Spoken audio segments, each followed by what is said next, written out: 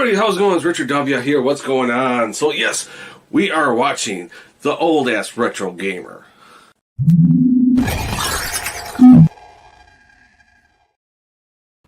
What is up, everybody? Chris, the old-ass retro gamer here. Back with part 2 of my Nintendo DS live stream, Video Game Collection 2023 live stream series. Yeah. Last week I went into the whole spiel about my history with the console, the portable console. Oh noes! What's up, bro?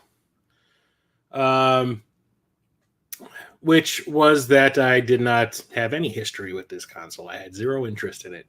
Didn't get into it until the 3DS was maybe halfway through its life. And since the 3DS is backwards compatible, I was like, hey, 2 consoles for the price of 1. Let's start getting these games. And I ended up like going, I was a dumbass.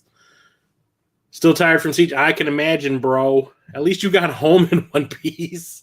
I felt so bad for retro rivals. At least Dennis sounds like he was okay. But yeah, I thought I was an idiot for not getting into the console earlier. But better late than never, right?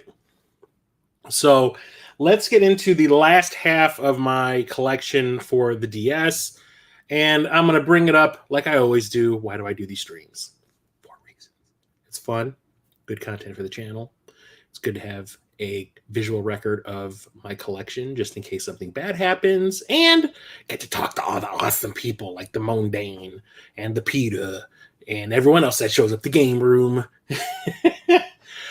So let's go. So last game I talked about last week was the Looney Tunes Duck Amuck game from Way Forward, which I had never played because the only reason I bought it was because Way Forward developed it. Yeah, I saw that you guys were doing the volleyball thing. I would have been sitting on the sideline, sitting there going like, now you all kids have fun now, you hear? I'll sit over here and watch everyone exercise. Yeah, the only reason I bought it was because of Way Forward. Way Forward developed a lot of stuff for the DS, so you're definitely going to see some more as I go. But today, the first thing I'm going to start with is a triumvirate, a trinity, a trilogy. Words. We are talking about Lost in Blue 2, and Lost in Blue 3 from Konami. So when I picked up the first one, how did I get the burps from some pineapple juice? I don't know. Anyway, when I first got the original game, I was looking at it going like, oh, it's the Blue Lagoon, the video game. So it's about a couple who is stranded on an island and you have to survive. So there's a bunch of like puzzle things you have to do. You have to hunt, you have to like gather food, all this kind of stuff. And it just seemed kind of interesting and different. The DS was the land of the experimentation of like different game types. Now that you got the 2 screens and the stylus, you know, with a touch screen and all that kind of stuff, let's see what we can do. Let's try to be experimental. The games didn't cost that much to produce, from what I understand. So, you know, let's try out weird things. And as you can see, you know, there's some like bow hunting and fishing and maybe some smooching and some exploration. So I was like, that sounds kind of interesting. Let's check it out. Still haven't played it. Which is definitely the reason why I bought part 2, because I love the first one so much. Now, like once I get into like a franchise, I say I might as well just get them all. Let's make books. What's up, Peter? Which looks like more of the same. Got some hunting, got some fishing, got to make a wood fire. Looks like right here you're doing the whole let's get the fire started thing, you know, and probably some more smooching and making the babies. I don't know. I just keep on calling it the Blue Lagoon, the game. And that leads us to the third one. SOS, save us from this franchise. Which looks a little bit different. Like there's some like river raft racing or something, and some musical stuff, and some punching, and some kicking, and some adventuring. Eventually, I'll get around to playing them. And the game, the series did have a game that was released on the Wii called Shipwrecked, I think, and I'll get to that when I get to the Wii. Oh, books on the DS. Yeah, the whole visual novel thing. Took it literally by holding the damn console like a book. Okay, so next up, we have Mage Knight, Destiny's Soldier. I found this at that disc replay joint where I was just picking up oodles of stuff back when I got back into collecting in like 2013 and 2014. And the thing about this is it's based off of a miniatures game that was kind of like HeroClix. And I played it briefly at Gen Con, like in maybe 2012 or whatever. And I thought it was okay.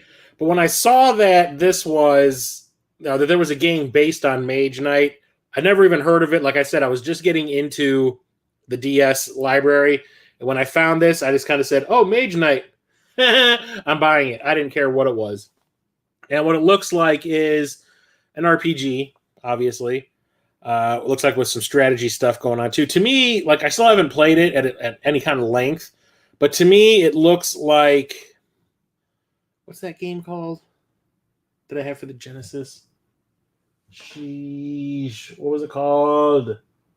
Game Ground, I guess. Game Ground. So, I'll play it eventually, like I said. I'll get around to playing all this stuff. I'll probably be like 92. But the DDS game, Dance Dance Syndrome.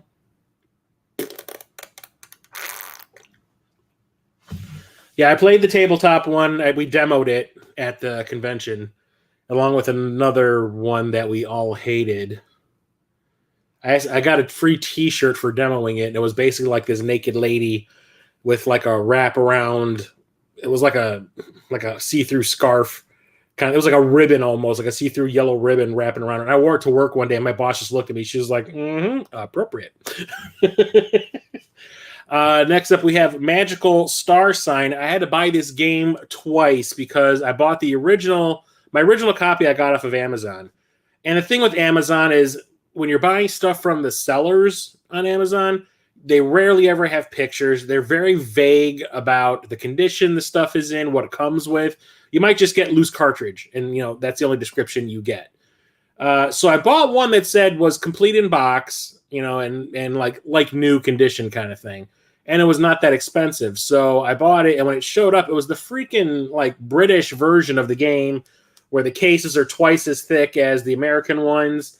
And I was like, you did not say anything about this being the UK version of the game in your listing. You posted it with the American one. There was a posting, like another page for the British version. You didn't post it there. You posted it in the American one. Give me my money back. So I sent it back. And then eventually I got this. And I think I did get this at that disc replay, if I'm remembering correctly. But yeah, this is an RPG released by Nintendo. I don't remember who developed it. I don't think they did in-house. I think this is like a second-party game. But I tried it out just to make sure that it worked when I got it. And it looks pretty cool. It looks fun. I'll eventually get around to it. Can't say when. This one I had to try, because this was one of the first games that I got when I first got into collecting this console. And that is Mario and Luigi Bowser's Inside Story. So last week I talked about how when I first got my 3DS and I was like, hey, let's start building up this DS library. I bought a bunch of stuff, like a big lot of Nintendo released games for the console from some dude on Facebook who was like selling in one of the groups. And it was just all the Nintendo brand stuff. And this was in that lot. I had a couple of Pokemon games, a couple of other Mario games, Mario Kart game, and all that. But I had to get this one because this is kind of like Mario RPG, which I love. And this is a continuation of the series that kind of started on the Game Boy Advance. So I had to get this. And then I started playing it. Wanted to try it out and see how this was being worked, or how this was going to work on the DS. And it literally is what Peter says. You go inside Bowser's tummy and you have a little adventure inside his body. So it's like a combination of Mario RPG and Inner Space, which is bizarre, but whatevs. I'm with it. I'm here for it. I love the series because it's like an action RPG series instead of like a straight up RPG. And that leads us to Mario and Luigi Partners in Time, the sequel to that, which this one, if I remember correctly, is more of a... It's more reminiscent of Mario RPG on the Super Nintendo than that. And if you look at it, it kind of resembles it more. There's like an overworld kind of thing. So I haven't played this one, so can't really comment. But, oh, you got Baby Luigi and Baby Mario. Oh, boy, can you stand that sound? What's up, Tiger Shot? Yeah, I never even bother with those Tiger Shot. Those are a no-go with me. Magic School Bus. This was another one of the games that I got in that lot from that dude on Facebook. Like, I got a lot of stuff from this guy, and there was a lot. The only ones I didn't keep were the Pokemon games. But that's Mario Kart DS. This is the first Mario Kart game I've ever owned. I never got into the franchise when it came out on the Super Nintendo. I don't even remember if any of my friends had it. I don't think, like, my buddy Gary didn't. If he had it, he never brought it up. My buddy Charlie didn't have it. Yeah, none of the people I knew had Mario Kart, so it was like this foreign thing. When everyone was talking about the Nintendo 64 version, I was like, F the Nintendo 64. I don't care. The GameCube version, whatevs. But this was the first one I've ever bought. And I played it for a little while, and it's essentially like playing Mario Kart 64 because, let's face it, the DS is essentially a portable Nintendo 64. And it plays just like it. It's okay, but I was playing it, and I'm like, it's fun. Yeah, I like it. I mean, it's entertaining, but I don't see what the hubbub is. Like, why is everyone so, like, on this franchise? Like, it is the greatest thing since sliced bread kind of thing. And it wasn't until I played it on the Wii where I was like, oh, I get it now. But it's a fun entry in the franchise. I think this is considered part 5, I think this is 5, Wii is 6, 7 came out on the 3DS. I think this is part 5.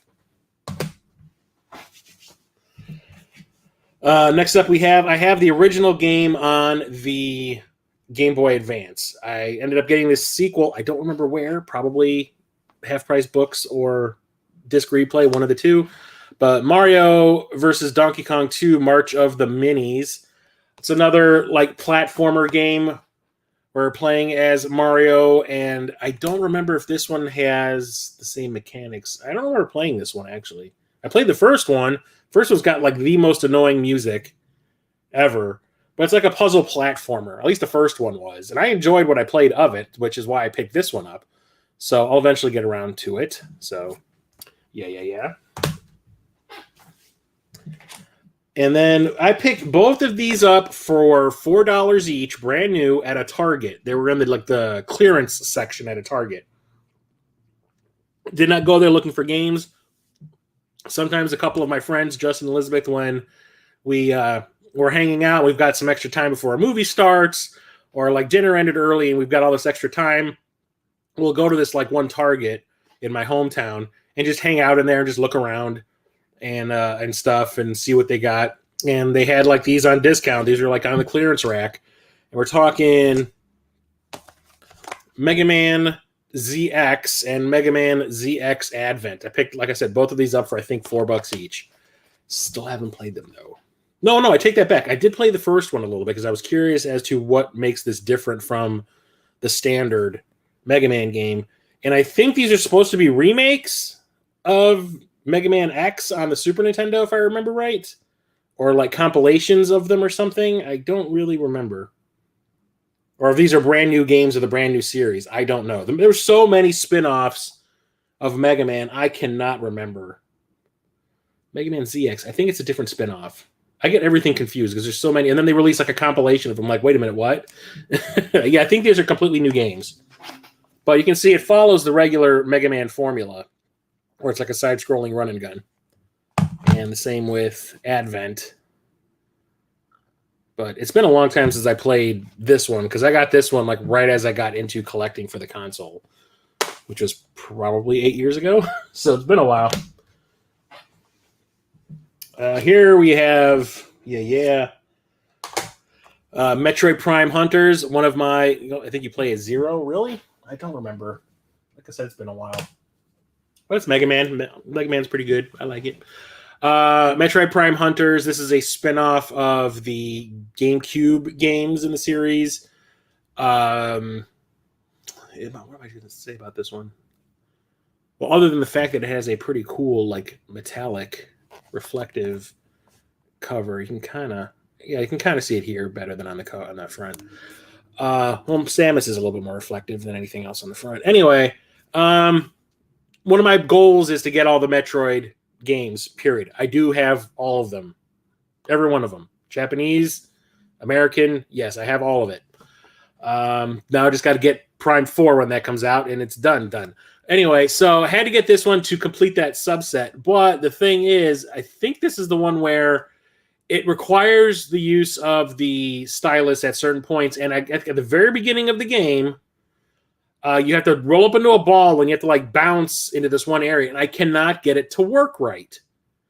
I don't know if it's like this game is not completely compatible with a 3DS or if I need a DS Lite or something. I don't know, but I cannot get it to work properly. Like I cannot get Samus to bounce into this area where I need to go. And I was kind of like, okay, forget it. At least I have the game for the collection. Yay. And it's another first-person shooter, but it requires the use of the stylus, which is kind of a bummer since I think stuff that uses the stylus is usually kind of poo-poo. But whatever, it's still Metroid, and Metroid is awesome.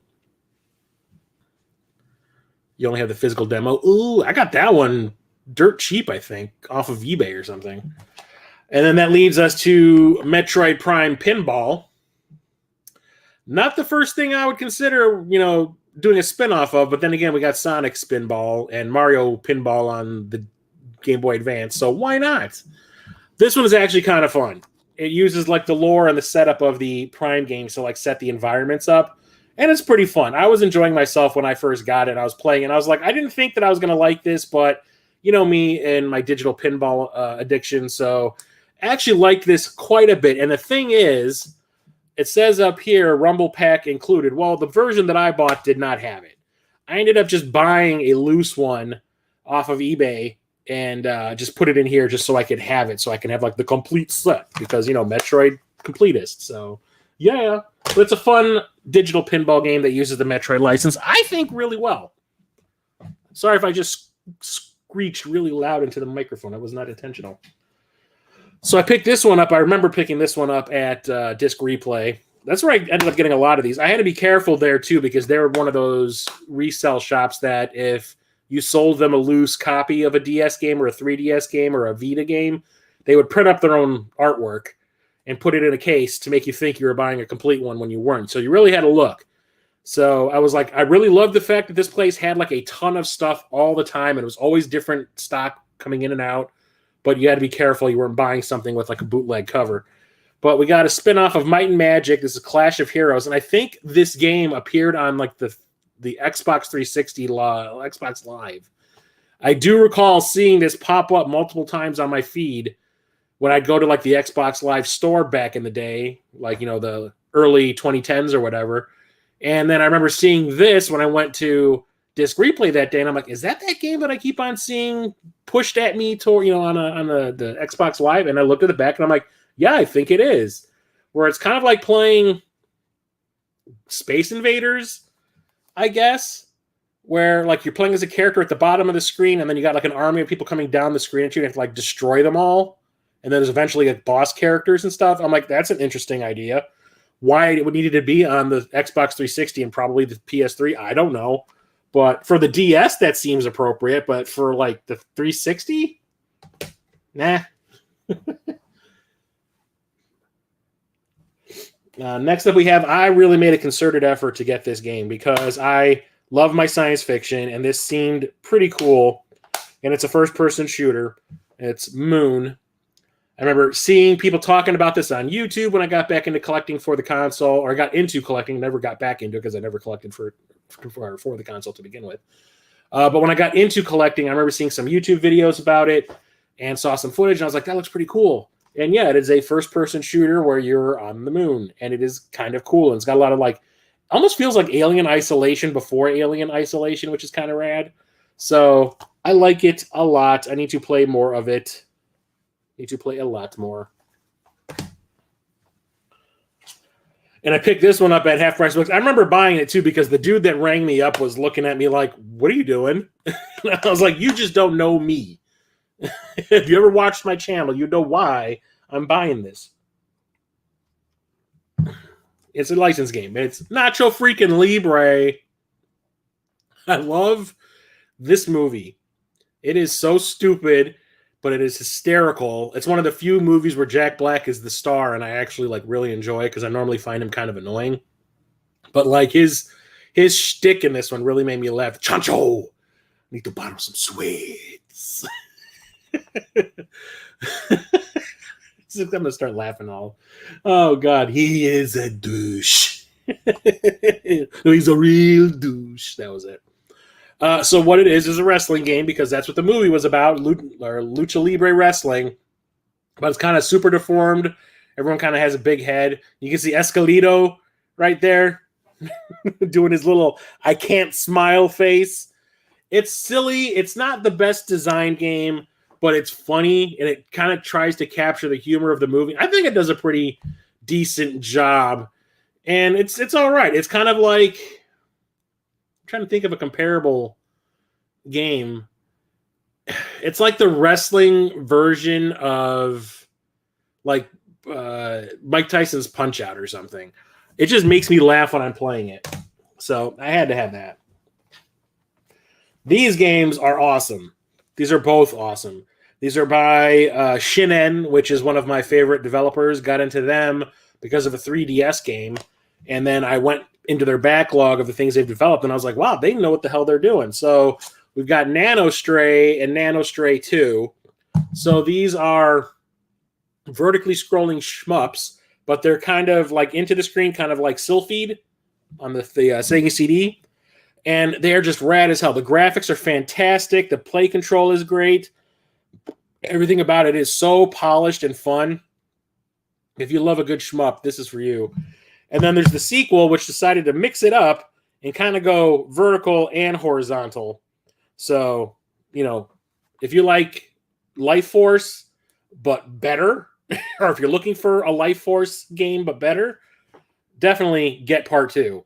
It's kind of the same situation with, oh God, what is it, Iridian on the Game Boy Advance, where the first one is pretty cool. The first one is good. It's fine. Second one blows it out of the water. It's like the first one was the testing ground, and then everything that they learned making the first one, they apply to the second one, and the second one just blows it out of the water. This one is good, but Nano Stray 2, holy crap. Everything about it is fantastic. Absolutely amazing. Love it, love it, love it. If you have not played, I've got it right here. Nano Assault on the 3DS, you are doing yourself a great disservice because that is one of the coolest games I have ever played. Got this in that lot with all the other Nintendo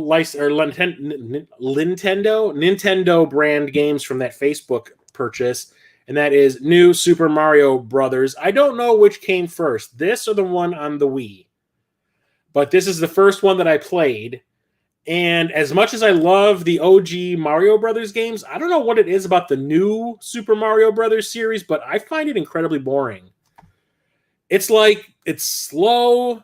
There's like way too much stuff going on. The new mechanics with like, everything's got it. Like, this is where Nintendo started doing like, we got to do everything giant. Like, there's a power-up that makes you huge, like screen huge. You know, and they started doing that in every game for a while. Like, well, we got Giant Mario. And it's like, I don't like the mechanics of it. I find it slow and kind of boring, like I said. It just does not do it for me. Like, if this was the first Mario game I ever played, I'd probably be like, okay, fine, this is cool. But I've played all of them up to this point, and this one just did not do it for me. And then I played the Wii version at a friend's house, and I was like, it's definitely better than this, but not by much. It's still boring and slow. I don't know. It could be just me. It probably is just me. It is just me. I don't know. And then we've got this. This was one of the games that convinced me that I did not need a Nintendo DS when the console first came out, because I think this was a launch game, and I was reading all the reviews. Like, I started to get cautious after the Nintendo 64. I'm like, I'm not buying. Like, I did the Dreamcast. The Dreamcast was fine, but I had all those problems with the Dreamcast at launch, with like half the games not working that I bought. Nintendo DS, I hated off the bat. So like after the Dreamcast, I was kind of like, I'm gonna like really start paying attention to all these new consoles, give them a little while to develop, and then I'll buy them. I was like, I'm not buying anything day one anymore. So not that I was really interested in the DS at the start, but when it first got released, I was reading the reviews just to see if I'm like mistaken in my opinion. Maybe this is going to be a piece of crap. So I'm reading the reviews of the games, and I read a review of this, and they were like, wow, the overuse of the stylus. You get to do everything with the stylus in order to play this game. I was like, nope, I'm good. But I ended up picking it up anyway because I love the franchise, and that is Ninja Gaiden Dragon Sword. So to do anything in this game, you need to swipe with the stylus on the second screen to get your character to slash and attack. I'm like, that just sounds not fun. Just to be, I'm like, I'm going to leave all these marks on that damn. I'm going to screw that screen up. That's how bad it's going to be. And then to like move, you got to do it too. And I was like, no, I'm all right. But I eventually picked it up like dirt cheap. I think I got this at that disc replay joint. So yeah, I mean, it looks cool. I mean, the graphics look rad as hell, but just having to use that stylus. There's a game coming up where I'm really going to complain about the stylus usage in a game. But I had to have it for the Ninja Gaiden, you know, being part of the series, but I'm not a fan of the way the game was designed. What is that? I don't know. Okay. This is a game that I randomly picked up at that disc replay joint. They had like a bunch of new games come in one time, and I was just like, I don't know what it is, but it looks kind of cool. So it's called Nostalgia, and it looks like an RPG. Still have not played it. But look, to me, when I looked at this, I remember I was like, oh, that looks kind of vaguely Panzer Dragoon Saga-esque. I'll pick it up. I haven't played it yet. But it is complete. So, yay. Oh, the game just flew out. That's awesome. Oh, it's because this thing is super loose. I think this is a replacement case. Like, it feels like really cheap. Boo.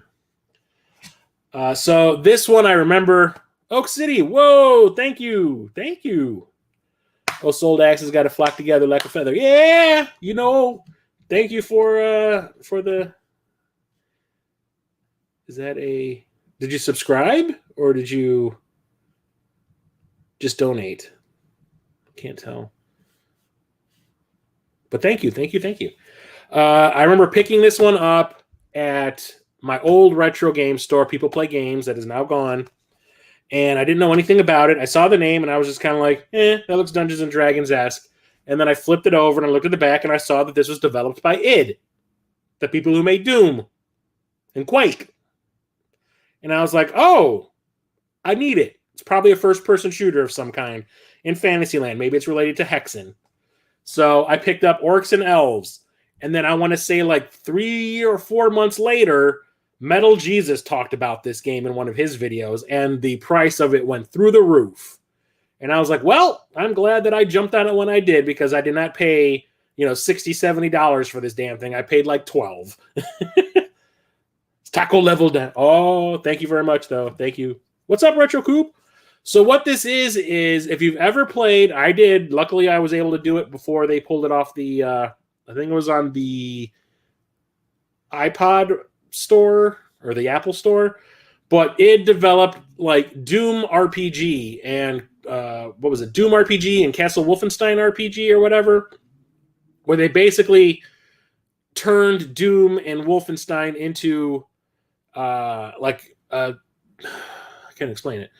Instead of being free roaming, like when you play a first-person shooter, everything is like in squares. Like you move ahead one square, you move ahead one square. There's an enemy over there. You move up to him, and then you have like a turn-based fight back and forth. So they turned Doom into an RPG, but it's still first-person.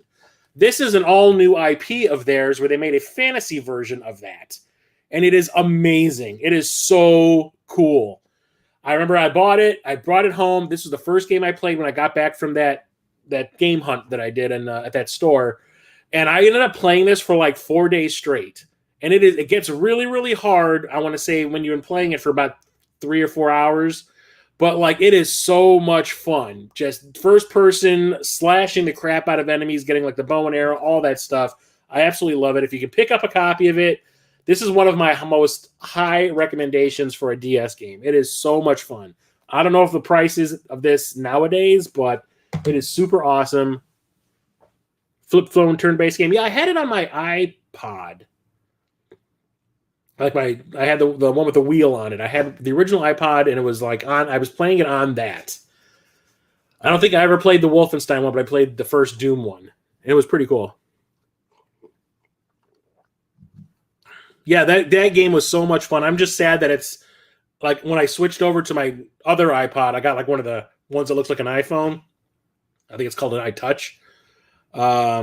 It wasn't available anymore, and I couldn't move it over because it wasn't compatible with that new one, which sucked. There's a bunch of games I had on that old one which doesn't even work anymore. It doesn't even turn on, that I can't use, which are awesome. Thick ass iPod had a port of it. Yeah, that's the one I had. I had one of the ones that was like that thick originally. This is a licensed game that surprised the hell out of me. I found this at Half Price Books, and the thing is, I've been going to that Half Price Books for like weeks looking for new stuff, and I was finding other stuff, but every time I would see this on the shelf, I'd be like, no. And like weeks go by, and it's still sitting there, and finally I said, let me take a look at it. And I look at the back, and I go, oh, okay, I had no idea. You learn the Fibonacci sequence. We're talking Percy Jackson and the Olympians, the Lightning Thief. I was not a fan of this Harry Potter ripoff, which swaps out the magic stuff with Greek mythology movie series. I've never read the books. My mom's reading them now for some reason. I went to visit her Tuesday, and she had the second book sitting on her, like the side of her sink with a bookmark in it. I'm like, are you reading these Percy Jackson books now? She's like, yeah, your dad bought them a while ago. I'm reading them. I'm like, oh, okay, like rando. But I did not know that this was a freaking RPG. And when I saw that it was a turn-based RPG, I said, okay, I'll buy you. And it was like $6. So I did not want to turn that down. Number one, license whore like me. But number two, I'm not going to turn down a rando RPG because like some things just surprised me. This was one that surprised me to the point where I said, I'll give you my money. It connected two files in my brain. Last week I talked about what was it? The other attorney one, Ace Wright, or Phoenix Wright? No, I can't remember the name of the other one. The spinoff, whatever. Here's the first Phoenix Wright game. Phoenix Wright Ace Attorney. This is the first game that started this whole like weird ass courtroom action puzzle game or whatever the hell you want to call it. This is the kind of thing that like back in the day I would have been like, why? But it became super popular. Like I said, it got a spinoff. I had the first spinoff. I don't remember the name of it now. I wish I had my phone here. I could tell you what it's called, but Ace Wright. That's it. Ace Wright. Oh, so is it the Bro? But yeah, it's a courtroom game, but it's like you're doing the case and you're learning things as you go, and it's like what's it called? Conversation trees, and you have to do puzzles and stuff to like get evidence and all that. It's weird, but it worked apparently, and there's like a whole bunch of games in this series, and then like I said, it got that spin-off. It's nuts. But like I said, DS was the land of experimentation. Like people were weird. Whoever thought a game that had to do with surgery was going to be worth a damn, was going to be fun. It's about surgery. That's somebody's job. I don't want to play somebody's job in video game form. It's awesome. The hospital games and stuff, yep. But like I said, this console, man, people were just willing to experiment, and it paid off. It made the DS super popular. How many games did this damn thing have? Like over 1,000, 1,500 games or something? Had to get this. Pirates of the Caribbean, Dead Man's Chest. This is a 3D beat 'em up, and I think it's the exact same game as the PSP version that I have, which means it's kind of okay. For some reason, the only places that we got Dead Man's Chest games were on the handheld consoles. Like we got this and the PSP version, but when it came to the third movie at World's End, we got console versions of those. I don't understand it. I don't get it, but whatever. It's okay. I had to get it because I like the movies and license whore, so why not? I'm not saying it's that good. I like the at World's End one is pretty fun though. Two of the Wii titles. Next up we have Polarium, and I picked this up at Midwest Gaming Classic. I think it was 2016 or 2017. I don't remember. My buddy Justin and his wife Elizabeth came with me, And I was looking at this one table, and I remember I found a couple of PSP games at this table that I was really looking for elsewhere, and they were really cheap at this one table, and they were brand new. And then Elizabeth was standing next to me, and she was going through all the DS games, and she picked this one out, and she was like, I played this so much, because she had thrown out her back at work like years before, and I think it was like 2006 or whatever. And when she was out of work, when she was recovering, she was playing her DS like all the time. And this was one of the games she was playing. And she goes, as simple as it looks, it's super fun. She's like, it was games like this that got me through the recovery. And I was like, well, you're giving it the glowing recommendation. I think this was $2 used. So I picked it up with the other PSP games. And I still haven't played it. But it looks like a puzzle game. I don't know what kind of puzzles it is. It obviously uses the stylus for something. Prepare for brain-busting puzzles and fast twitch action as you draw lines to flip black and white tiles to make patterns and puzzles disappear. Ooh. Haven't tried it out yet, but it was dirt cheap, so why not? Which one? The Polarium? Yeah, she swore by it. I remember getting this one at Disc Replay, and I was like, I wonder how this is going to work on the DS, because I remember playing this on the PlayStation, the Genesis, and being like, God damn, like I need like a keyboard for this to work right. And that's Populous DS. Ever remember Populous on like I remember it came out on the Super Nintendo. I think I rented the Super Nintendo version. I played the Genesis version at a friend of a friend's house. Me and one of my friends from high school went to this dude who I did not know. We went to his house to go pick him up so we can all hang out. And he was playing this on his Genesis. And I was sitting there watching. I'm like, what is the point of this game? And he's like, oh, you're like building a civilization kind of thing. And you got to like build the land up and like destroy stuff and like make the ground. Like you control the way the ground is shaped and like, you know, the topography and all that. I'm like, can I try it? And he was like, yeah, sure. So he let me start a new game, and I played it for like 10 minutes. And I was like, I feel like I need a freaking keyboard to play this because it feels like a PC game, because that's where it started. It was a PC game by Bullfrog, people that made Fable. And I was curious how it would work on the DS. Now that you have a stylus, it's probably a little more accurate, but I tried it out when I got it just to make sure that it worked, but I haven't really put much time into it. But that's exactly what it is. It's like a god simulator where you control the land and you're trying to build up civilizations and all that, make sure they prosper. It's a cool idea. I just don't know if it's something that needs to be on the DS, but whatever. I have it because sure, why not?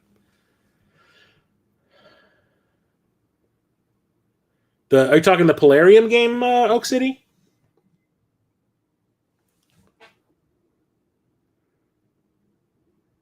Huh. Weird. I'm glad I could enable you. Didn't know this existed. I think I picked this up in Wisconsin when I was hanging out with its Rocket Sauce. But there's a Prince of Persia game on the DS. Prince of Persia, The Fallen King. And I probably wouldn't have bought this back in the day because Populous is old school. I had that for old stuff. Yeah, that's the thing. I remember it on the Genesis and the Super Nintendo. Everyone is like super deformed. Everyone looks like a little tiny little, anime chibi character. But it is a side-scrolling, I guess, platformer. That's what all these games are. I haven't really played much of it. Just tried it out to make sure that it worked when I got it home. But it looks okay, but I'm all about Prince of Persia. I love, like, especially the ones that are on the PlayStation 2 and the Xbox. Those are my jam, so I had to get that. And then this is another franchise that, like, everyone was talking about when it came to the DS. And one of those things where I'm just kind of like, yeah, okay, sure, whatever. I'll check it out, I guess, at some point, maybe. And then I found both of these at that Disc Replay joint at the same time. And I think I paid like $10 for each one. And that are these Professor Layton games. So I have Professor Layton and the Diabolical Box, and Professor Layton and the Unwound Future. And these are like puzzle games. And it's like a whole bunch of different stuff just to get the story to unfold kind of thing. Like you do little puzzles, get another chunk of the story. Do another set of puzzles, get another chunk of the story. And it sounds cool in theory. It's it's Nintendo. I think these are second-party games from Nintendo. They released it but didn't develop it. But there's like 4 games in this series or something. I managed to find 2 of them, luckily at the same time. But they seem kind of cool. They're obviously popular if there are multiple games in the franchise. It's self-fund my products through sweat and hard work. Another one that I really did not know was a thing, and then I bought it, and then I realized what it was, and I said, oh. So it's Resident Evil Deadly Silence, and I'm thinking this is an all brand new game in the Resident Evil franchise that was just released on this console, and then it shows up. Number one, the guy didn't say anything about it not having the manual, so I was kind of pissed at that. So I actually got some money back when I bought this on eBay, because the guy didn't show any pictures of the inside, didn't mention that it didn't have the manual and anything in the listing, so I got him on that. And then I realized that it's called Deadly Silence because of the D and the S in the title, so it's Resident Evil DS. Clever. But it ends up, it's just a port of the original Resident Evil game on the DS, which is fine. It's okay, but like I really wish they didn't call it Deadly Silence and maybe just call it Resident Evil so people wouldn't be confused about what the hell it is. But it's like a DS optimized port of the original game. It's okay. I like the original game just fine. I do prefer the remake though, so I wish they didn't call it Deadly Silence. Gonna stack some DS stuff on your desk. Does anyone think Bethesda's Starfield will be delayed? I don't know. I don't have a Xbox Series X, so it's not really on my radar.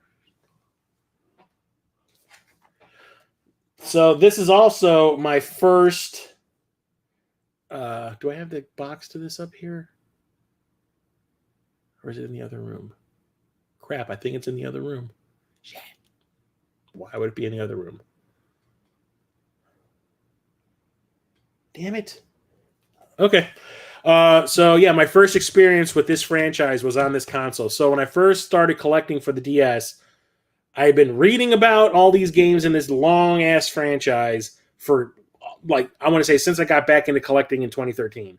And I was really curious about it, and I was like, okay, look, I'll find the cheapest ones that I can so I can try it out for myself. And the first one I bought was this on the DS, and that is Shin Megami Tensei Devil Survivor. So I really wanted to try the Persona games. Those are super expensive on the PlayStation 1. I was like, I'll have to find some way to get that eventually, maybe sell a kidney, I don't know. But this was dirt cheap, and I bought it off of a Facebook group, I do believe. And I played it for, I want to say, like an evening when it first showed up, and I was like, this is kind of cool. It's like part relationship simulator, part RPG, and it was really interesting. I liked the characters and all that, and I was like, all right, so I like what I'm playing here. Let's start looking for more of the games. So yeah, like I said, it is a half relationship simulator and half RPG, where it has to do with demons and stuff and high school kids. And it was pretty rad. I was really enjoying it. I need to put more time into it and actually play through it. Maybe I should play through a SMT game this year if I can. But I really enjoyed it. Which leads me to this. I'm going to go look in the other room real quick for the box, because it should technically be in here, but it is not. I'll be right back, everybody. Don't fret.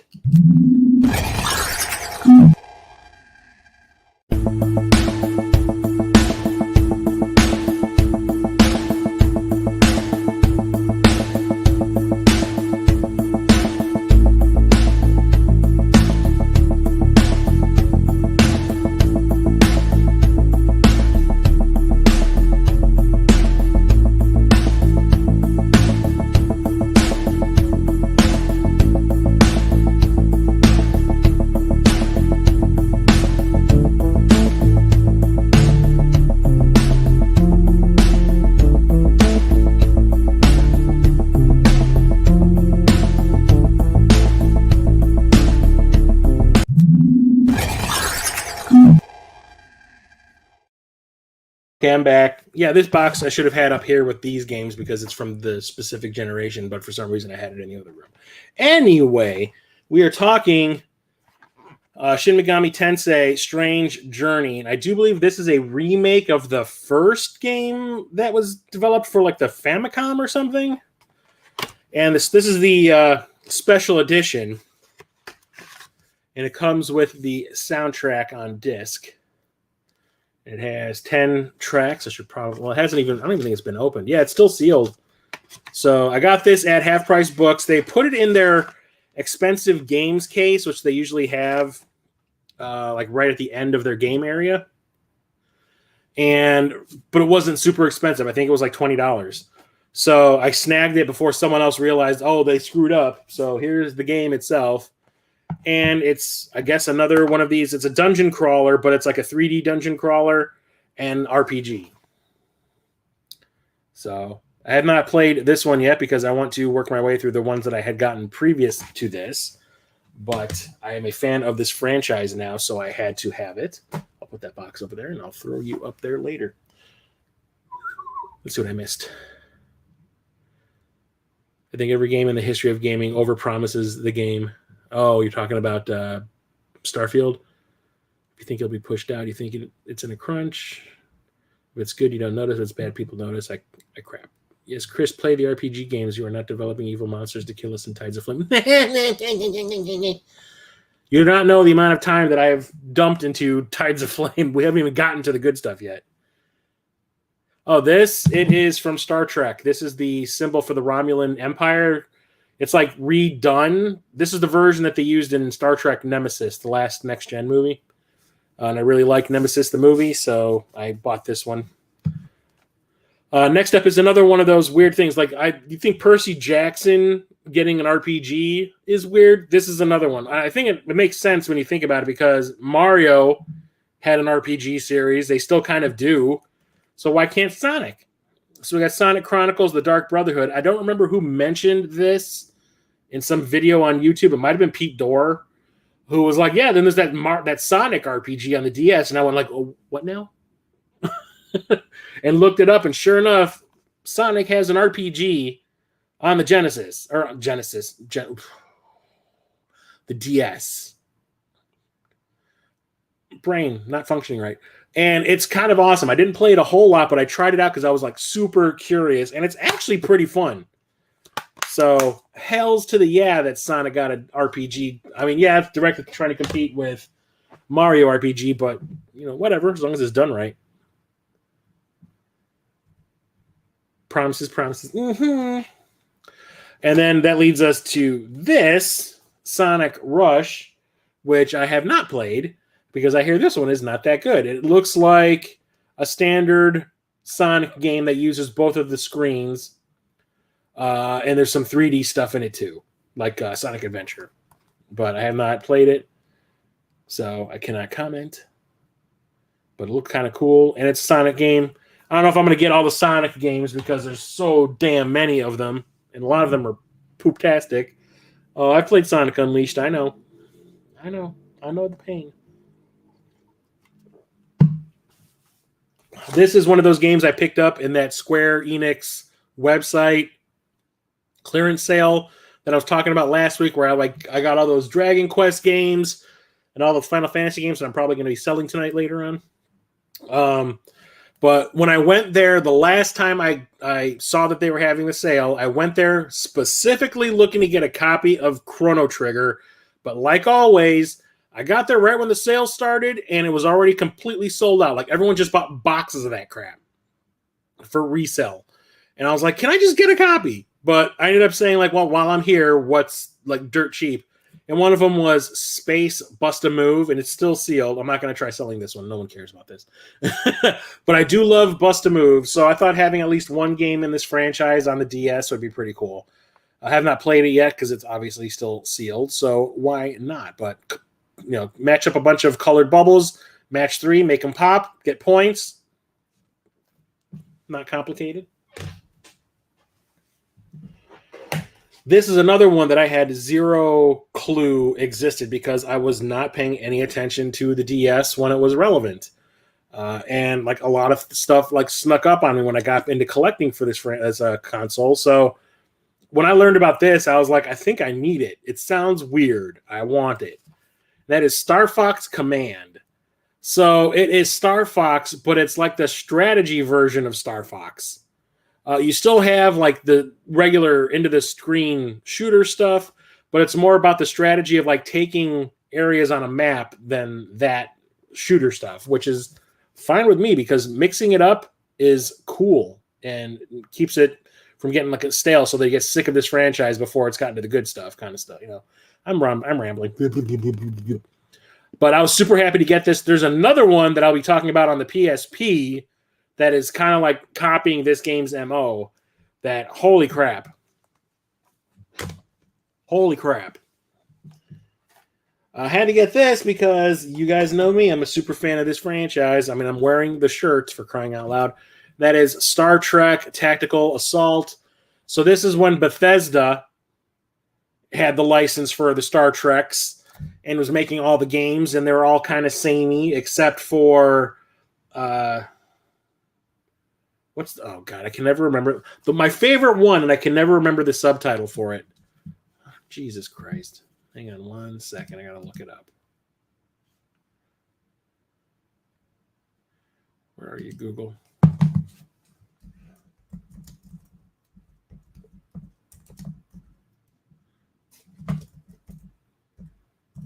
Conquest. I can never remember the subtitle to it. It's my favorite Star Trek game, and I can never remember the title. The only good one I think was Star Trek Conquest, because all of the games that focus specifically on combat are kind of clunky. So there is this on the DS and the PSP. I have for both because me. And then there's another game that they did on the PS2 that is almost exactly the same, and it's really clunky as well. But that's all it really is starship skirmishes and stuff. Starship battles.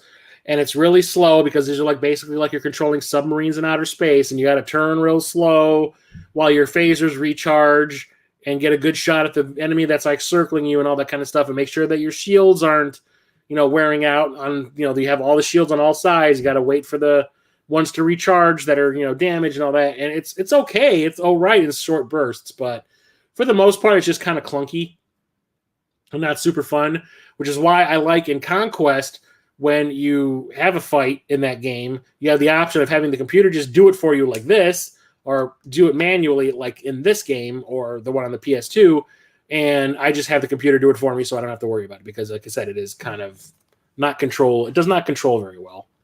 So, but it is Star Trek, and I love Star Trek. Star Trek is a lot like sex. Even when it's bad, it's still pretty good. Modern TVs, I think you have to have it like severely modded in order to get that to work. I guess you can emulate it. That's another way. Picked up this because Star Wars. So we're going to get into the Star Wars games now. There's Star Wars Battlefront Elite Squadron. There are 2 games in this franchise on the PSP. One focuses on the Rebels. One focuses on the Empire. This is the only version that came out on this console. This is the one that's all about the Empire, which is more like, I guess, the ones that are on the Xbox. But those are like strategy, like team squad strategy games. And this one is kind of the same, but it's also kind of like a dungeon crawler. So it's all right. It's not bad, but it could have been a hell of a lot better. And then this is the one that pissed me off to no end. Heck of you, that too. So I'm a huge fan of the Star Wars Clone Wars cartoon. Well, not the first season and a half. Like, I want to say once they decided to stop making that show for kids and gear it toward adults, I think the show took off. So when I got back into collecting in 2013, I was like, I need all the Clone Wars things. And I was really excited about this game. And then this is the one, like that Ninja Gaiden game that I was talking about, that relies on usage of the stylus, which I hate. This game, Clone Wars Jedi Alliance, relies on the freaking stylus way too much and makes the game so unfun. Is that even a word? So to move around, the way the game is set up, it's like playing Resident Evil. You have like these backgrounds that are static. Sometimes the camera will like pan along with your character because like the screen will keep on going for a little while. But you keep on having all these different angled different camera angles and stuff as you move past a screen. You have to tap the stylus to where you want your character to run on that screen. You're like, I want to move here. And then you watch the character run there. And then you tap somewhere else and they run there. And it's just really annoying. But when you want to attack something, you have to like tap the enemy that you're attacking. First, you have to get up to them. So you have to manage to finagle that stylus to register that you want to stand next to the enemy, because half the time it won't register right. It'll register as like you trying to hit. And it'll be like, you're too far. But if you want to attack something, you have to tap the enemy with the stylus repeatedly, like over and over and over and over again, until they're dead. And it is the single most annoying combat mechanic in the history of video games. It sucks.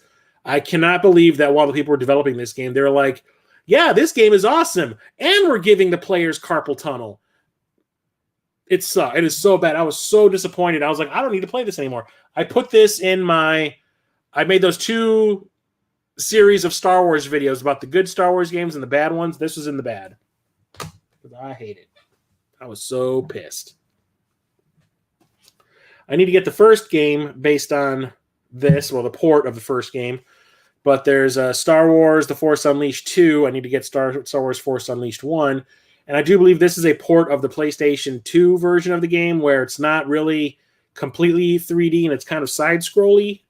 It's still 3D, but not like the way that the Xbox 360 and PS3 versions are. They're different games. But it looks rad as hell. And I found this for like $3 at half-price books. I was like, just give it to me. I don't care. Just give it to me. So I need to sit down and play through these, but I want to get the first one before I play this. Oh, we're on to the last stack, guys. Getting toward the end of the night. Here's another one that is brand new that I think I got this off of Amazon, like dirt cheap. Like at the beginning when I first started collecting for this console, I got this like dirt cheap. And that is Steel Princess from Atlas, and it's an RPG. I mean, obviously it's Atlas, but I have not played it. It is still sealed. But I think I bought it because it was from Atlas to start with, and Atlas games are usually pretty expensive, and it was pretty cheap, so I can't really comment. Jump, swing, climb, battle through over 150 brain-teasing levels. Create and trade levels via Nintendo Wi-Fi connections. Replay levels to earn better rankings and multiple endings. Hero, thief, or fool. The king has ordered an Anise, okay, the greatest thief in the world, to rescue. I can't read this. It is like such a weird font. To rescue his son from the demons. Should she accept, she'll face fiendish traps and ruthless foes. Should she decline, she'll be prosecuted for her crimes. It's time for Anise to decide to be a hero or to not be the hero. Sure, whatever. This is one of the games I got in that lot from Facebook with that dude that had all the Nintendo branded stuff. And that is Super Mario 64 DS. I did not like Mario 64 on the Nintendo 64 when I first got it. I did not like that game. I still don't like that game very much. I think everyone praises it for, oh my God, what it did to 3D. I'm like, yeah, but you do realize you're playing through the exact same level over and over and over and over and over and over and over again. It got old. I want to just move on to the next damn stage. This one pissed me off even more than the original one did because for some reason you start off playing as Yoshi. And when I started playing it, I'm like, is this like a sequel to the Nintendo 64? Why am I playing as Yoshi and not Mario? It made like no sense. But it is Mario 64. Just for some reason you have different characters you can play as now. I don't know if they did that just so to differentiate, to like to buy the same game twice. Now you can play as different characters, but they play exactly the same as Mario. It's kind of dumb. I do not like Mario 64 at all. And this, I don't know why this is still, I know it's in the collection because it's a Mario game, but I don't see the appeal. I really don't. What's up, Davey? How's it going? Do you have Henry Hatsworth in the Puzzling Adventure and Luminous Arc games? I don't think so. This one surprised the hell out of me. I thought this was going to be stupid as hell, but it ended up being pretty fun. I was like, all right, sure, everyone needs to get their own game at some point, right? Toad got his own game. Why can't Peach? So we've got Super Princess Peach, and I thought that it was kind of, I saw game footage of this before I bought it, and I was like, wow. Are they trying to piss people off? Because Peach, it's a platformer, but it's all about Peach's emotions going out of control.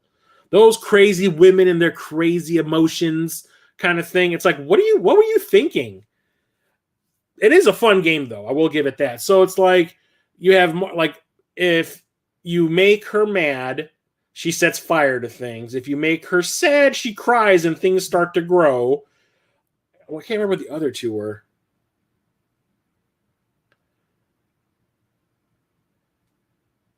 When she's happy, she floats when she's happy. She burns walls when she's mad. She makes vegetation grow with her tears. And there's a fourth one too. I don't remember what it is. But whatever. I was like, wow, like way to piss people off. But it's actually a pretty fun platformer. And it has like a puzzle element, like you have to realize or you have to figure out which emotion to trigger in order to get through the level kind of thing. It's cool, but it's weird. 3 to add to the want list. What want list? What have I told you, or what have I talked about tonight that you have on the want list now? That's the question. So this is not a DS game. This is a DSi game. And I just lumped it in with the DS stuff because there's only like 5 of these things out there, and it's still a DS game. It just only works on the DSi model. And I talked about this a while ago in one of the pickups, and everyone was like, what's this now? What happened? So it's called the System Flaw, and I learned about these from, I think, DS-capades. And he said that when the DSi came out, there was like 5 games released quietly for some reason that were developed to take advantage of what the DSi could do. And this has, I think, augmented reality because the original DSs didn't have a camera, but the DSi did. And it's uses like augmented reality type stuff, which kind of, I think, puts you into the game. And I learned about it through, I think it was DS-capades, and I picked up a copy of this because it sounded interesting, but I have not looked into any of the other DSi games that are out there. But it looks all right. I mean, it sounded kind of cool. I haven't opened it yet. It's still sealed, so we'll see eventually. But it says right here on the front, this game only plays on Nintendo DSi systems. Oh, to add to my want list? I've never even heard of Henry Hatsworth. Picked this one up when I was at Game Dude. Is the sticker on it? Yep, the sticker's still here. And this is Teenage Mutant Ninja Turtles Arcade Attack. And when I picked it up, I was like, oh, are these like ports of the arcade games? Because that would be awesome to play this on the go. And I think they're reimaginings of the old games. They're like done with 3D graphics. I can't even read the font. It is so damn tiny. It just says Classic Turtles, All New Adventure. And they look like Turtles in Time or the original Turtles arcade game, just done with like 3D graphics instead. So, sure. You can see the Game Dude sticker inside. I'm sad that my brother does not live in LA anymore because now I don't have an excuse to go there just so I could go back to Game Dude and lose my freaking mind. I'm not going to fly out to LA just to go game hunting. I need a reason, y'all. Let's go visit the writer's strike. Pick this one up. I do believe at Game Dude also. It is Teenage Zombies Invasion of the Alien Brain Thingies. And I don't recall what the hell kind of game this is. I remember it was like, I got this like dirt cheap, and it sounded kind of funny. World domination, hordes of aliens, ray guns, mind control, and 3 teenage zombies. Action-packed comic book style presentation. Swap between zombies to solve levels. Special power-ups and unique abilities for each character. Stylus minigames and unique dual-screen gameplay. The diabolical Big Brain Challenge. Sure, so it's the zombie version of Lost Vikings? I guess. Sure. Picked this one up at Game Dude also. I picked all 3 of these up at the same time. I remember telling the guy, I was like, I want that one, that one, and that one. Because everything was behind a counter there. And this one is a 3D like dungeon crawl, old school dungeon crawl, like 3D RPG. And it's like a horror RPG, which is what got me when I said I wanted to get it. I looked at the back and I was like, that looks pretty awesome. So, as you can see, it's like a 3D into the screen dungeon crawl game, but it's a horror version. Sure, why not? Escape the maze alive. And then you see how tiny that wording is. I am not reading that. No, sir. This one is a classic, though. This is by WayForward, and I don't know if, like, nobody was talking about this game. And then I started recommending it to people, Next thing you know, it's like the game of the month for the Cartridge Club Portable podcast. And people are talking about it in videos. Like the bigger YouTubers are talking about it in videos. I'm like, somebody had to see me talking or brought up the fact that I've been talking about this game for like years before anybody paid any attention to this, because it's a freaking licensed game. No one gives a crap. But it happened to be developed by Way Forward, which is why I wanted it, on top of it being from a license I like. But like out of nowhere, people just started talking about it, and I've been talking about it forever. I'm not really saying I'm taking credit, but I want to say that somebody had to have heard me talking about it. That is Thor, God of Thunder. A lot of the Marvel games based on the movies that came out early on in the Marvel Cinematic Universe weren't the greatest. This is probably the best one of them all. Way Forward made it kind of like when they developed Contra 4. It uses both screens. It's a platform / beat 'em up, and it is super awesome. You get the lightning powers from Thor and all that. You can see the bosses are freaking huge. It plays fantastically. It is super, super fun. I just don't understand how like nobody gave a crap about this game, and then all at once, everybody was talking about it. Recommend that one highly. Way Forward can do no wrong. Unless it's that duck-a-muck crap. Pick this one up because I remember I was putzing around at work on eBay on my lunch break, and I came across this, and I was like, I have to get it just because it's probably terrible, and it kind of is, but I have to have it.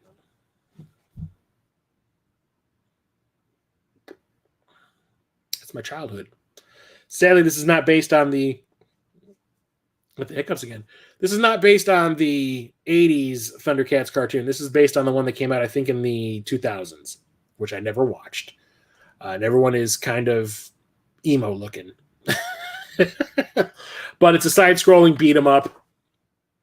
Yay. It's okay.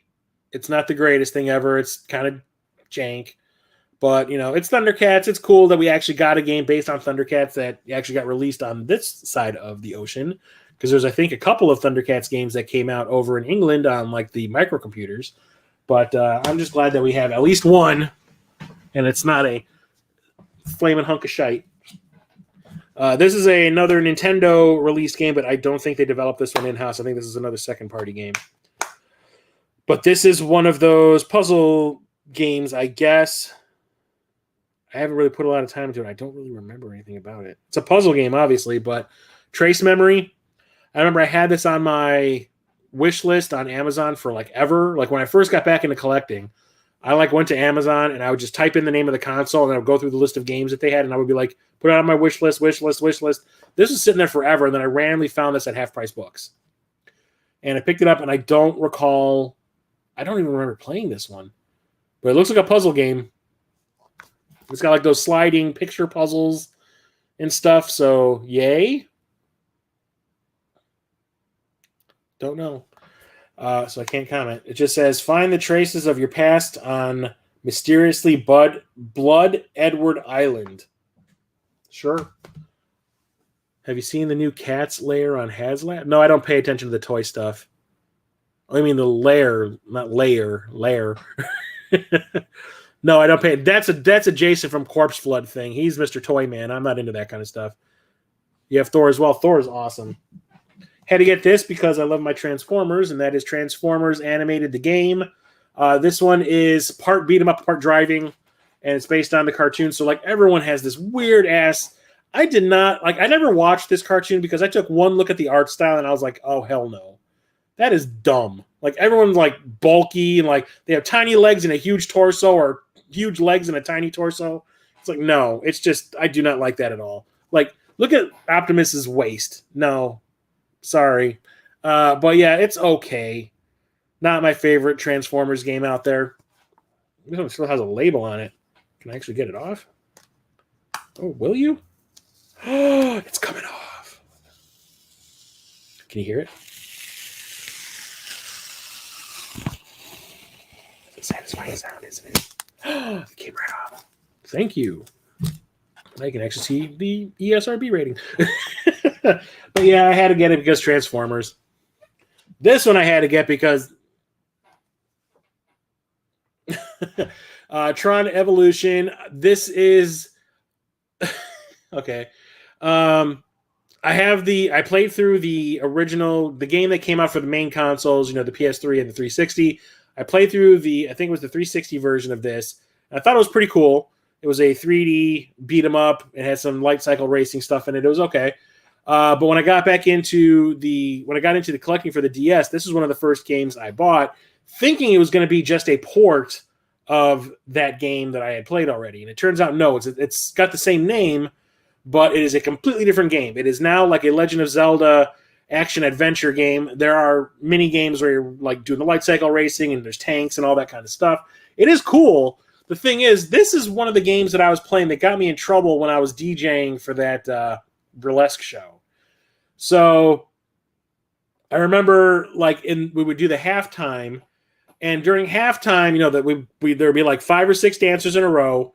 We would have the halftime for like a good 20 minutes while everybody went and did their costume changes and all that. And then we'd have like another 5 or 6 people dance.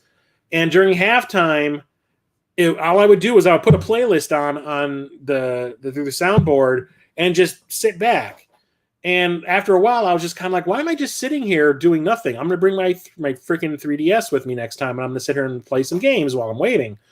And like the girl who ran the burlesque show didn't say anything to me directly, but she did not like the fact that I was sitting there playing video games instead of like talking to people. I never talked to anybody that was watching the show. I would just sit there and wait for them to say, hey, we're ready, and I'd start the music back up for the dancing. But she really did not like the fact that I was sitting there playing video games. And I was just like, well, you should have fucking said something to me as like an adult and not like go behind my back and start like talking shit about me.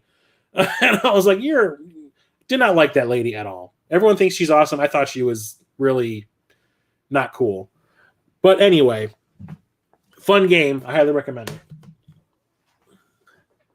Warrior and Fall of Cybertron. Hell yeah. I missed the online escalation mode. I never actually played the online. Had to get this because, once again, another one where I had to get it. And I think I got this at Game Dude. Yes, I did. And that is Ultimate Mortal Kombat. It's essentially Mortal Kombat 3 with some extra characters and some of the modes that were added into like Deception and Deadly Alliance and Armageddon, like the puzzle combat. So play 2 Mortal Kombat classics anywhere. Play the faithful recreation of Ultimate Mortal Kombat 3. Compete with others, blah, blah, blah. Choose from over 20 playable MK characters plus 15 plus arenas. Test yourself and others on Puzzle Combat, the addictive Mortal Kombat style puzzle game. Challenge a friend and fight even if he doesn't own this game. So I guess if you're near somebody that has like the same model that does the Wi-Fi connection, I can play this with them and they don't even have to own the game. That's kind of cool, though, I will say. But what does it mean, play 2 Mortal Kombat classics anywhere? Is it considering Puzzle Combat as a classic? Because to me, no, it is not. It's stupid to advertise it like that when the only thing that's on here is Ultimate Mortal Kombat 3 and a puzzle game. Whatever. It's okay. It's a little weird to be playing it on the tiny little screen. I could never seem to get the combos because I always play as the unmasked Sub-Zero in Mortal Kombat 3, and like I know his combo. Like I hadn't played Ultimate Mortal Kombat 3 or Mortal Kombat 3 like in decades, and then when I got this Arcade 1-Up, it was like the combo came right back to me immediately because I was the only character I really play as in Part 3, and having to try to pull that off in that was not. It didn't happen very often. Not great. I think it's still better than what's on the Game Boy Advance, like the Mortal Kombat Advance, but it's still not great. It's zombie hard mode. I gotcha. 2 PS3 controllers on that game. It's a fake puzzle fighter, which is cool. Yeah, it is. I'd rather play Puzzle Fighter. I always end up finding the games in this franchise, even though I don't play the tabletop version, but we got Warhammer 20K, Squad Commander. I do think I have this on the PSP now too, but this is like the PC strategy games based in the Warhammer universe. But it makes sense to play this with a stylus because it's like a computer game. So instead of having the mouse, you use the stylus. It makes sense for this. Not some of these action games, but when you got a strategy game like this, like Warcraft, yeah, it kind of makes sense. It's actually, I think, better on this than on the PSP. And I picked this one up because this is another Way Forward game, but I don't really give a crap about this license. I remember reading the book when I was a kid, but I never thought it was as awesome as everyone else seemed to think it was. I was just kind of like, yeah, it's all right. But Where the Wild Things Are, this is based on the live-action movie that, not Spike Lee, Spike Jonze made like a decade ago. Probably more than a decade ago at this point. And Way Forward developed the game. And this is when I was trying to get all those Way Forward games. And I got this like for $4 off of eBay. So I haven't played it yet because I really don't care. I just wanted to get all the Way Forward stuff. So, sure. This is the one that okay, so last week I was talking about there was one game that Radical Reggie had talked me into buying that I don't think was as good as he was making it out to be. And I thought it was that Guilty Gear game. You didn't finish the movie yet? Yeah, I didn't even bother with the movie. I didn't really care. Yeah, it was that Guilty Gear game that I thought it was last week. And turns out, no, it was this one. I'm surprised I still have it because I could have sworn that I sold it. But when I pulled the games out today, I was just like, oh, yeah, I do still have it. It's called Windy X Wyndham. And it's a one-on-one fighting game. And Reggie, and it uses both of the screens. Like, so you can jump really, really high and all that kind of stuff. Like, it really matters. But like Reggie was talking about how this is like this underrated like diamond or hidden gem for the DS, and like the mechanics is so good and all that. And I was like, oh, okay, well, if you're recommending it to me, like me and him, we share a lot of the same taste in fighting games. So like I'm like, well, if he likes it, I'm probably gonna like it too. No, I hated it, absolutely hated it. And I let him know too, and I was just like, dude, that Windy X Wyndham game you're talking about, that game is garbage. He said, what are you talking about? That game is awesome. I'm like, well, I couldn't stand it. It's not good. I don't understand what the big deal is. It's not fun. I could not get into it at all. I did not like the controls or any of the characters or any of the special moves. I thought it was super stupid. I'm probably going to end up selling it.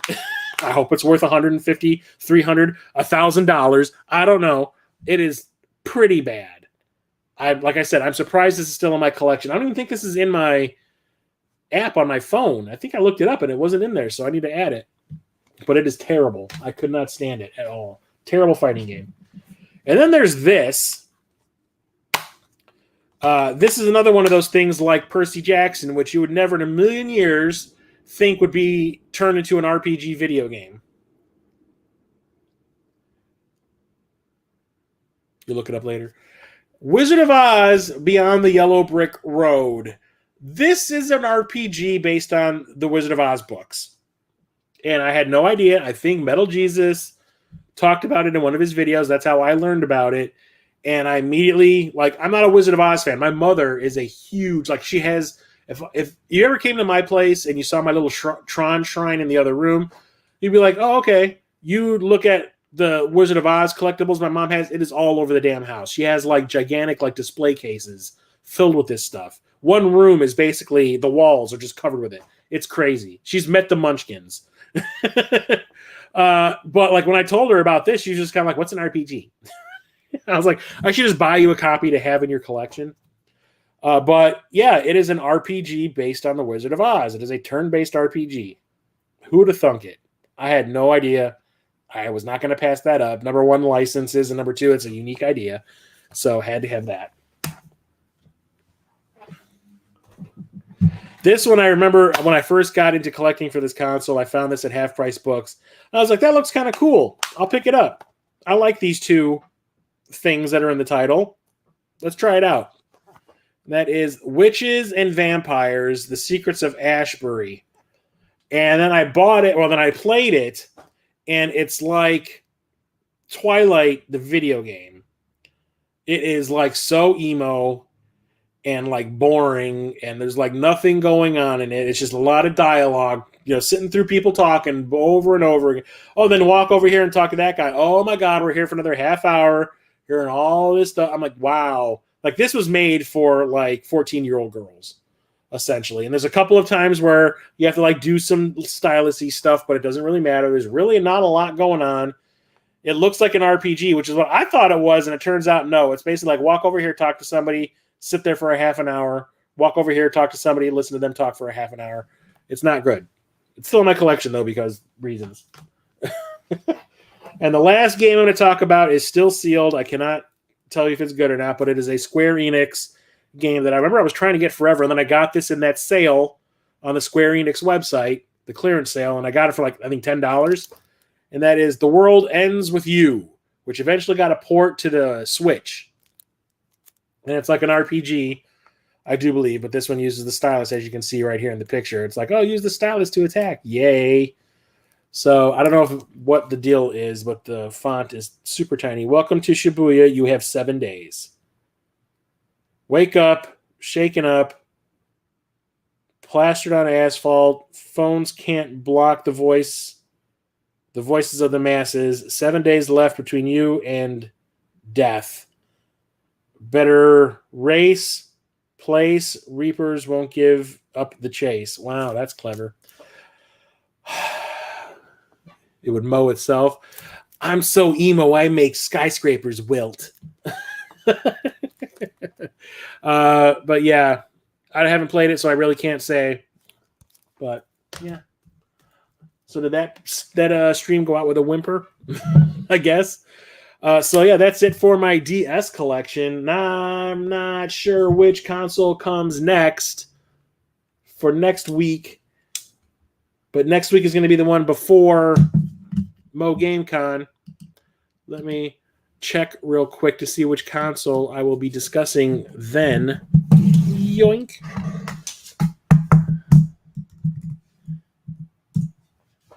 Blah, blah, blah.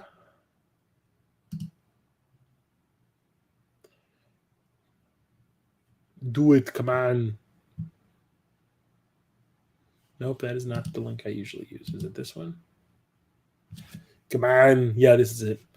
Okay, so Nintendo DS. Next up is PSP.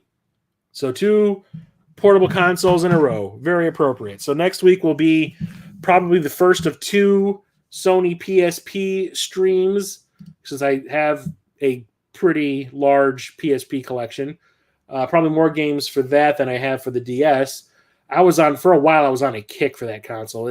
I love the PSP. So I'll be back next. So we de-escalated the stream? Really, dude? Really? Did you just literally type that? I'm gonna have to have a talk later. Anyway, yeah, I'll be back next Thursday, 8:30 p.m. Central, with the first of 2 Sony PSP streams. So I hope to see you there for that. I will have a new short for you tomorrow, probably around noon, 1 o'clock-ish Central Time. And I hope you watched the episode of Tides of Flame that I released yesterday. I released episode 6 that we streamed live on Twitch about a month ago. I released it yesterday. My mouth.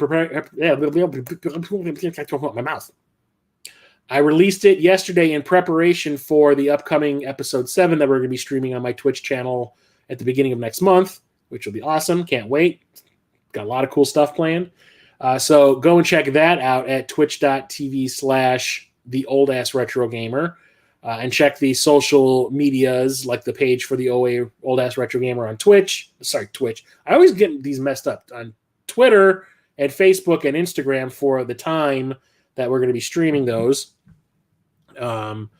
And next week is also Mo Game Con. So there's going to be a big pickup video at the end of next week. So I do believe, let me look at the calendar real quick. So 29th. Okay, so plenty of time. Okay, so next week. Tomorrow stream, tomorrow is a new short. Next Thursday, PSP stream, followed by a new short. And then that next Monday, the 31st, is going to be the July recent pickup stream. And depending on how crazy I go at Mo Game Con, it could be an epic video. It could also be an epic fail. But at least I have some cool movies to talk about because I've gotten some cool stuff this month. But I have not been spending a lot of money this month, which is why if you follow me on the social media, I haven't been posting a lot of video game pickup pictures at all because I'm trying to just save everything for the con. So hopefully I find some cool stuff there. Last year I found some really cool stuff at good prices, so we'll see if it happens again. I'm not going for anything super expensive. Like last year when I went, I ended up picking up Demon's Crest, which is a super expensive game, but I had that Facebook money from that lawsuit settlement to spend. This year I do not, but I don't have any like high-priced games on my list, so we'll see what happens. I'll probably be coming back with all the Tony Hawk games or something like that. So I hope to see you next Thursday, 8:30 p.m. Central. Until then, have a good night, everybody. Stay safe out there. I'll talk to you later. Chris, the old-ass retro gamer, out.